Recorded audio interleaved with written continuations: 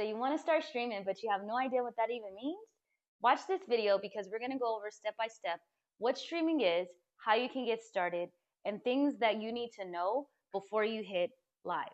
When you hear the term streamer, that's someone who's going live on a platform and pretty much live streaming either actual gameplay of them playing a video game or just live streaming their day-to-day lives. That being said, there are multiple platforms in which you can go live on. So as we know, you can go live on TikTok, YouTube, Kick, and Twitch, just to name a few. If you're thinking of doing like gaming content, Kick, Twitch, and YouTube are usually going to be the most popular. Now, if you're new to streaming, I do recommend that you start with one platform and become very familiar with that platform before you try to branch out to multiple. But there are some people who do streaming to like Twitch and TikTok or Twitch and YouTube. So that's something that you can definitely consider down the line. I'm still new to streaming myself, so this is why I know exactly what you need to know as a very, very beginner. For me personally, I am streaming on Twitch, dabbled a little bit with TikTok. I can go into that very briefly, but for the purpose of this video, we're going to be talking about Twitch. The first thing to consider is that you need to become familiar with the streaming platform that you're going to be streaming on. If you're new to streaming and you're new to like even utilizing any of the platforms, you want to download the app from a consumer perspective. That way you can kind of get a feel of what's the culture of the app. What are people doing on this app? What types of things do I like about what this person is doing? What type of things do I not like about what this person is doing? And it can kind of help guide you as to what you want to kind of start with. Now, if you're looking at more advanced streamers, please take in mind that it took them probably years to have all of the graphics and sound effects and all. You don't need all of that when you're new. What I want you to be paying attention to is the vibe that they're creating with how they're keeping conversations going, how they interact with their chat, how they're able to navigate playing the game, still reading the chat, and still keeping the conversations going. You want to look at it from a perspective of, can I be an effective streamer? Don't get overwhelmed with all the bells and whistles. More so just pay attention to how they are able to stay interactive. That's what you're going to be paying attention to, because that's what you're going to need to learn how to do in order to get an audience. Twitch is more than a gaming platform, obviously. So there's IRL, that's a category which stands for in real life. This is usually people who are out and about doing vlog style live streaming, where like maybe they're out, you know, going to a party or a club or whatever, like what you see like Duke Dennis and all of them doing. That could be considered IRL content. There's also like just chatting content where you're just looking at the camera and you're talking to your audience, or you're doing like reaction videos, or you're watching like loyalty test videos, whatever the case may be. That would be like a just chatting category. There's also ASMR. So if you do like the ASMR videos on TikTok or something, you can bring that over to Twitch and put that in the ASMR category. Of course, there's the gaming, and the gaming is broken up by different games. So whether you're playing a cozy game like Palia, whether you're playing another game like Call of Duty, or a sports game like Madden, they categorize the gameplay that you're doing. Now, as a side note, do you have to stream gaming content on Twitch? No. Why I recommend, if you're a new streamer, that you should start with doing that is because the audience for game streamers, very interactive. They're very welcoming. They're very supportive. And Twitch, or any streaming platform for that matter, is all about cultivating an audience and building a sense of connection. So if you want to do that, starting with gameplay streams is definitely going to help you. Now, if you want to do that and also branch out to like the IRL content and the just chatting content, that would be the best strategy. I would say if you're very new to streaming, start with gameplay, and then you can incorporate the other types of streams. Because even big streamers like Kai Cenat and Speed, they still do gaming content in addition to all their just chatting and all of that. So by you doing the gaming content, you're going to learn how to use OBS or Streamlabs or whatever streaming software that you're using, because that's something that you're going to need to know how to do as well. In addition to that, keep in mind that if you just absolutely do not want to do gaming content at all, and you just want to focus on IRL content or just chatting content or ASMR content, if you already have a large following on another platform like YouTube, TikTok, Instagram, and your audience is actual, loyal, and interactive and they'll follow you to the streaming platform like Twitch. And you probably can just, use your regular audience to start with that type of content. But if you're starting from scratch, I would definitely recommend starting with some gameplay. And just keep in mind that I'm not a gamer, right? And I was learning how to play the game and learning how to stream at the same time. And I started streaming in October of this year, and I got affiliate by November of this year. So affiliate is how you become monetized. So we'll talk about that in another video. Trust me, gaming streaming will help you get a nice, devoted, interactive, supportive audience. So number 2, you want to get familiar with the streaming jargon or vocab, right? So you're going to hear stuff like raids, mods, bots, overlays, emotes, badges, all of this stuff. If I'm saying this and you're like, what the heck is that? Exactly. And this is why I created this video, for you to learn some of this stuff. Now, raids, right? A raid is a good thing. A raid is something that, let's say that I'm streaming, I'm a new streamer, and I only have like one person in my stream watching me. And then let's say this other streamer has like 100 people watching them and they're about to end their stream.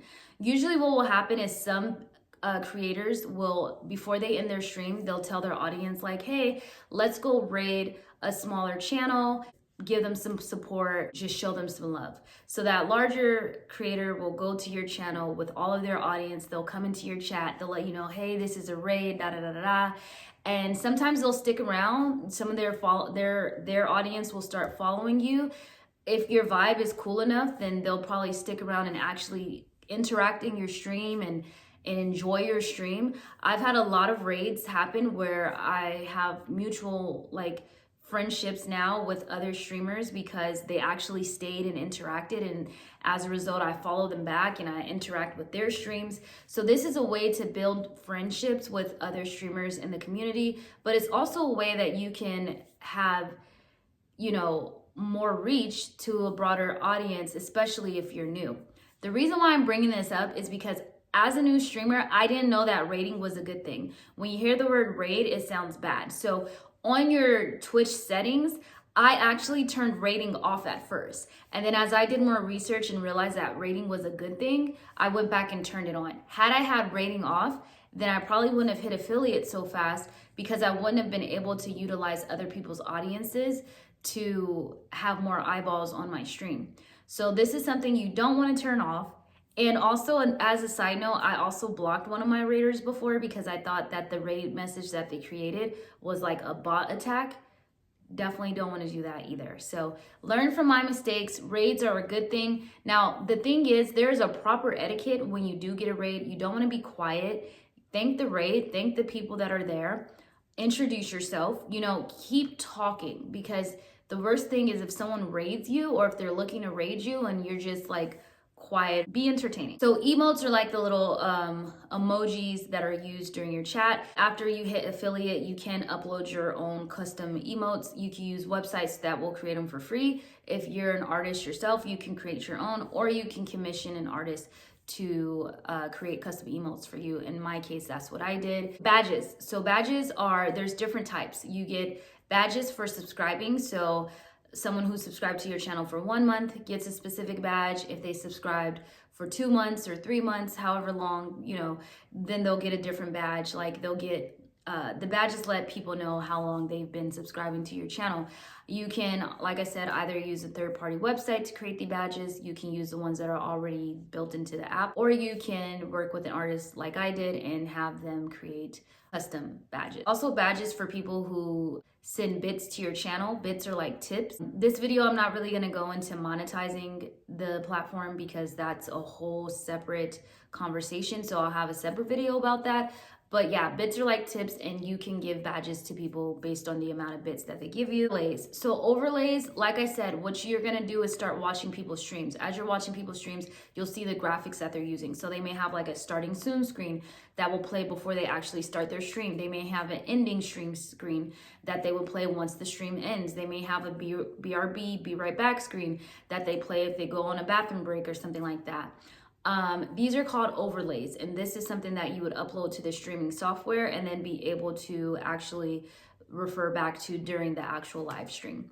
That is also another video for another day, because I can actually show you how to create an overlay and then upload it to the streaming software. And then, so like I said, streaming, there's a lot to learn, a lot. So if you're gonna get into this thing, you need to come in with open arms, open mind, and really be committed to wanting to do it, because it is a lot, okay? So that's just some of the vocab. As you're starting to engage and actually be on the app, you will be able to pick up on some of the other jargon, but these are some things for you to consider. Number 3, we talked about starting with gameplay, even if this isn't your end goal. So I do recommend, even if you want to just focus on just chatting or IRL content, to start with gameplay, because that's how you develop an audience. You might actually like the gameplay. And most people who do gameplay streaming do dibble and dabble in the other categories. You can do it like every Monday, we're doing just chatting, every Tuesday, or you could do most streams that I watch that I like. The format is they start with like a just chatting where they're going through their Discord. That's another freaking video for another day. But they're going through their Discord, they're interacting with their audience, they're talking about their day, they're asking their audience about their day. So the first like hour or 30 minutes is like just chatting. Then they get into the gameplay, and then afterwards they might do a little bit more chatting or whatever the case may be, some reaction videos, whatever. So you can do a plethora of all types of categories, even in one stream, you know, but I do invite you to consider not to shy away from actually gaming when you're doing your streaming. In the app, right, you don't have to just do gameplay content. Some people will stream their podcast. You can do a talk show. You can do a cooking show. Some people will stream them playing instruments, doing crafts like knitting, crocheting. Some people will stream themselves singing, dancing, rapping at the gym, stretching, co-work streams where you're literally just on the stream watching me do my homework, sleeping streams where you're literally just on the stream watching me sleep. Like, it's crazy. This is why I'm saying literally get on the app and start watching, like just interacting as a consumer, so your imagination is going to be expanded as to the possibilities of the things that you can do. And you get excited because you're like, oh my God, I could do all this stuff. If you're not going to just stay playing the game, consider starting with gaming stream. I do feel like the app prioritizes gaming streams, and I do also feel like that's going to be the quickest way to get a returning audience, because in order to be able to monetize the platform and to hit affiliate, you do need to get 50 followers and average 3 viewers within a 30-day time frame. So if you're doing random streams, you may not get returning viewers, whereas if you're playing a game, you know, they may come back because it's like, oh, we had a kill streak of whatever like yesterday, can we beat that today? Like, they're invested, they have something to be invested in, as opposed to doing a bunch of random stuff and it's hard for you to retain an audience. I'm telling you, if you want to be strategic and you're actually going to do this with intention, take my advice.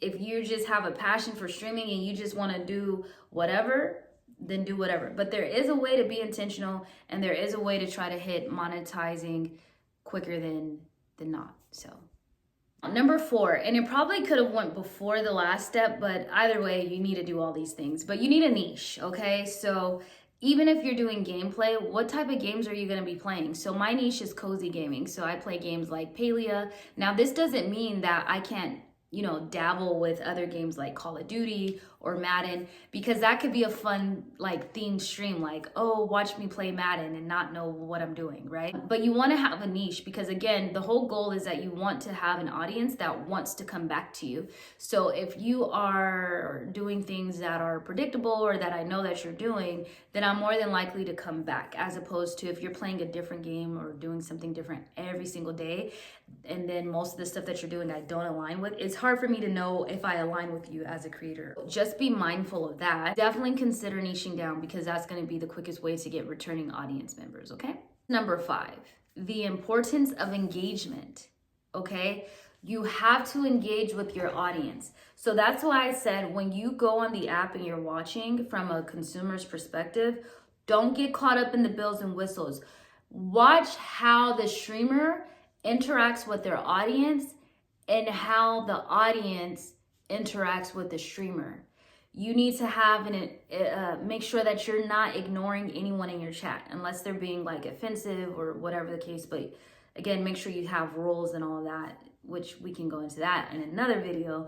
But you need to make sure that you're interacting with the chat. If the chat is chatting, even if it's one person, do not ignore that one person. The other thing too, with a streaming platform like Twitch, is you're gonna get something called lurkers. They're lurking. They're not interacting with the chat.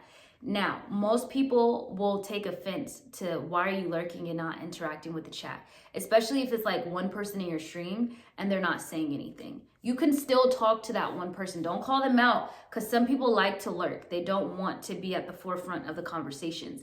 Lurkers are a good thing, because most people who lurk, they come back and they just like your content. They're probably watching you before they go to sleep. They're probably watching you while they're cooking, cleaning, taking care of their kids. There's a reason why they're watching you. They're entertained. They just don't want to be in the chat, which is fine.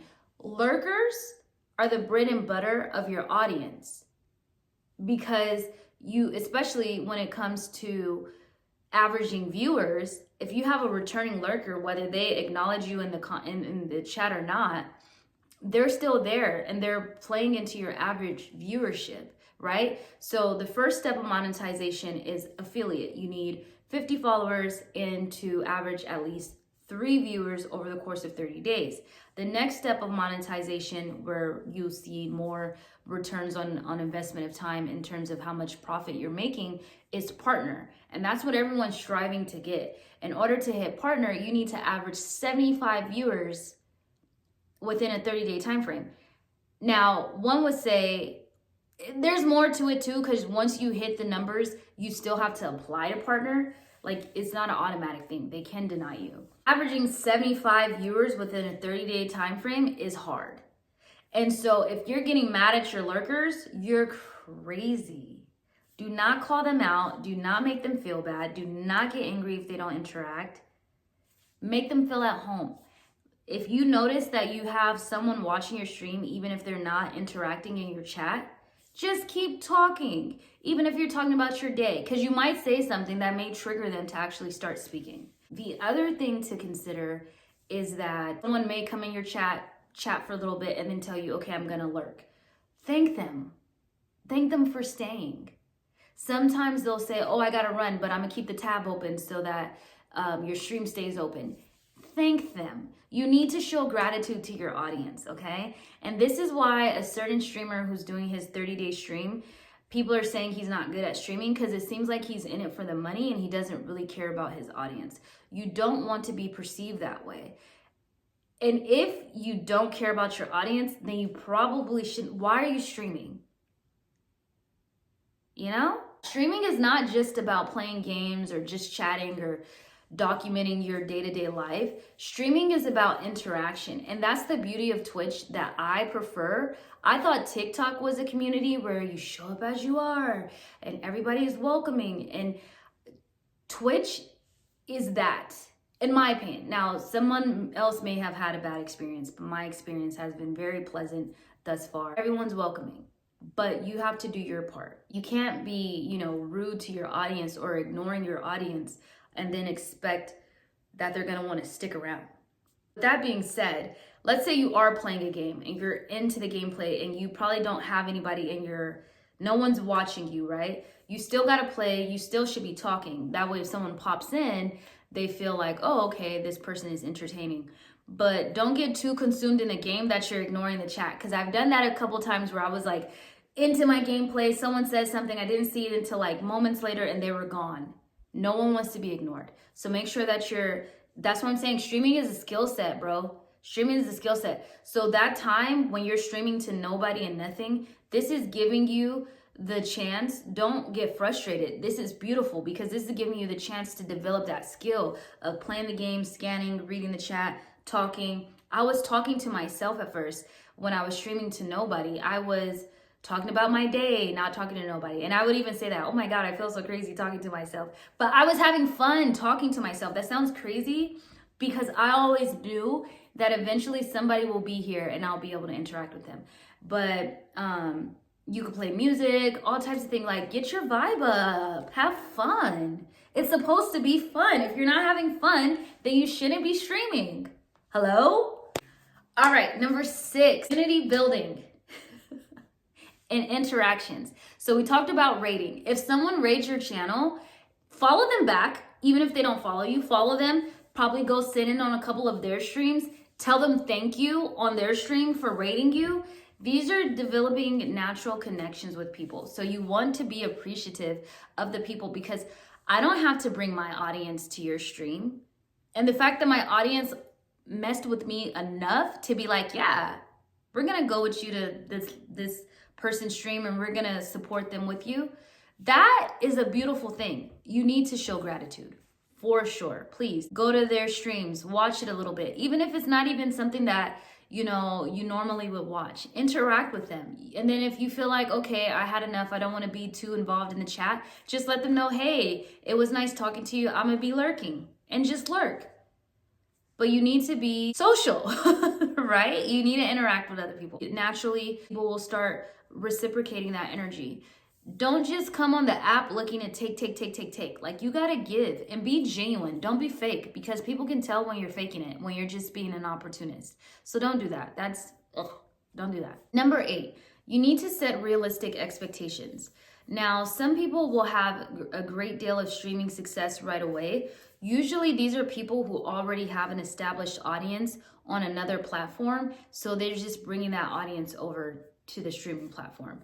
An example of this would be Kane, right? She started Twitch and she got to like hundreds of thousands of followers, but she has millions of followers on TikTok already. So she had a lot of her audience follow her to that app. Now, if you're starting from scratch, that's probably not going to be the case. In my case, I hit affiliate under 2 months. I started streaming October 2nd and I hit affiliate November 28th or 29th. I was also being very consistent though. Now, there's a lot of opinions surrounding whether you should just go on Twitch and start streaming for hours, or if you should be on another platform posting static content like on TikTok or Instagram. In my case, I don't really like those platforms. I didn't really care to post static content. Also, I didn't really care about growing really quickly. More so, I wanted to stream for as many hours and be as consistent as possible to see if streaming was something I liked. So I was doing it from the vantage point of, is this something that I like, that I can do, for a long period of time? So I made a goal in October to stream at least 20 times that month. I hit that goal and then I bought better equipment because I was like, oh, I'm proving to myself that I actually can do this. When I first started streaming, I was streaming on a 2017 MacBook, which caused very big lags in my streaming. It was making my audio a little choppy. I still had viewers. People were still there rooting me on. When I bought my new equipment, they were excited. This is what I'm saying. Like, if you yourself are entertaining or authentic or providing a vibe that people can rock with, they'll stick around and they'll want to root you on. Number 9, you're gonna want to protect your mental health. So for me, when I made the goal to stream 20 times in October, and there's 31 days in October, and I reached my 20 days, one of my streams was 5 hours long. Most of the streams range between an hour and a half to 3 hours. I was burnt out. And then when November came, I had my new equipment. I had bought a gaming laptop and I was going full throttle. When I hit affiliate, I think I didn't stream again for like a week. I was burnt out. And then I was overwhelmed because I'm like, oh my gosh, I'm affiliate now. I'm gonna have ads on my streams, which means now, by having the ads, I need to be more entertaining, because why would someone stick around if they have to sit through an ad? And I was just putting all this unwanted pressure on myself. So I do recommend getting a schedule. If you need to space it out for every other day, I know some people who do it like Thursday through Sunday, so that first half of the week they're not streaming. Or you could do like Monday, Wednesdays, Fridays, give yourself some time, because streaming is draining. Lights, camera, action, and once you get off of it, you're like, sometimes you're emotionally drained, especially if you're gonna be streaming after work. For me, I was streaming after work. Take care of your mental health. Take care of your mental health. When you're streaming, you can turn the view count off so you don't know how many people are in your stream. Me personally, I like to keep it on because I like to know if no one's there. as opposed to if someone's there. But I never watched my view count and was deterred by it. I never saw 0 and felt bad. Actually, when I saw 0, I felt like I can like let my hair down and be a little loose because I'm like, ooh, like let me just talk to myself, check in with myself, you know? If that's not you, then you can turn the view count off. Some people, they'll get caught up in that. You don't have to do that. And then number 10, as I've already mentioned, you need to be consistent, but try to make a schedule. In the beginning, because I just wanted to reach that 20 streams in the month of October, that was my own goal. You can make your own goals, whatever you want to do. But that was my own goal because I'm like, if I could do this 20 times within 31 days, I will then, by that point, prove to myself that this is something that I actually will stick with. Because I'm the type of person, I try new things and then I get over it. I haven't got over streaming yet. We're in December and everything's good. I'm affiliate. I got my emotes. Like, I'm excited. Like, I'm excited to see how I can transform my channel into matching the vibes of like one of these bigger streamers. By the way, if you want to see all of this in real time, how I'm implementing these tips that I'm giving you, follow me on Twitch. My username is Cozy Muse. Okay, and I believe I'll put the link to my Twitch in the description, but so that you can see in real time all of the things in which I'm implementing, But other than that, those are the top 10 things that I feel like you need to know if you're interested in being a streamer and you have no idea what it is and where to start. And then, like I said, my next video is going to be about how to actually become a streamer, and it'll go over all the things that you need to know in terms of the equipment, software, etc. I will have that video linked in the description. And I'm also going to be doing more videos in the series to talk about some of the other things that you need to know, how to set up your OBS software, how to set up your Twitch page, etc., etc. Go ahead, if you like this video, like it, subscribe to my channel, please. That helps with support, and it helps me to be able to keep making the content for you guys. And then share the video, especially if you and your friends are thinking of starting streaming. In the comments, if there's additional information that you feel like you need to know, go ahead and let me know. I can make some videos based on that. If you made it this far, go ahead and leave a red heart in the comments. Thank you guys so much, and I will see you again. Goodbye. Oh, and good luck in streaming.